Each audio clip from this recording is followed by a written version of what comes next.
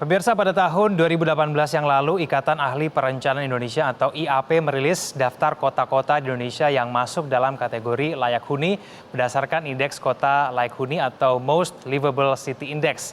IAP mencatat rata-rata nilai indeks kota layak huni di Indonesia adalah 52,26 dengan nilai tertinggi sebesar 66,9. Mari kita bicara data.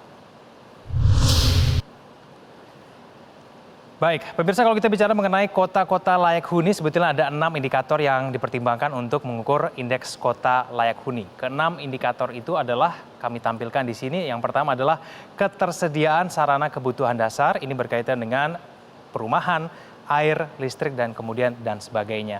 Kemudian adalah yang kedua, ketersediaan fasilitas publik. Ini berkaitan dengan transportasi, taman kota, fasilitas ibadah, kesehatan, dan juga pendidikan. Kemudian yang ketiga adalah ketersediaan ruang publik, ini berkaitan dengan tempat interaksi masyarakat.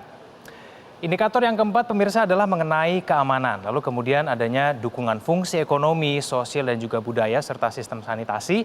Ini juga harus berjalan baik untuk menunjukkan bahwa inilah kriteria-kriteria yang kemudian dianggap kota yang layak huni. Namun kemudian apa saja kota-kota yang dianggap sebagai kota layak huni di Indonesia? Kita akan mengawali kota-kota yang layak huni 5 peringkat atas adalah yang pertama, kemudian adalah kota Tangerang Selatan di Banten dengan nilai indeks sebesar 65,4.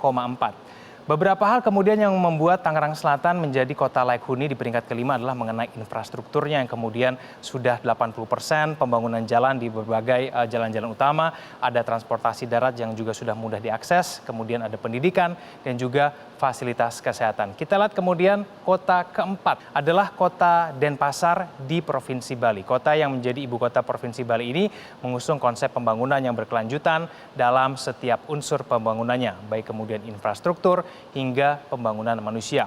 Kota ini kemudian juga menerapkan sistem pelayanan yang terintegrasi dengan basis teknologi. Kita akan melihat kemudian kota selanjutnya di peringkat ketiga adalah kota Balikpapan di Kalimantan Timur. Kota ini terkenal dengan kebersihan dan juga kelestarian lingkungannya yang kemudian membuat Balikpapan berhasil menyabet penghargaan Adipura sebanyak 18 kali. Nah, ini juga faktor-faktor yang lainnya mengenai sarana transportasi di darat maupun laut dan juga udara yang sudah tersedia di Balikpapan dan kemudian dengan suasana kota yang kondusif dan juga tenang membuat kota ini menjadi kota yang paling layak huni di peringkat ketiga.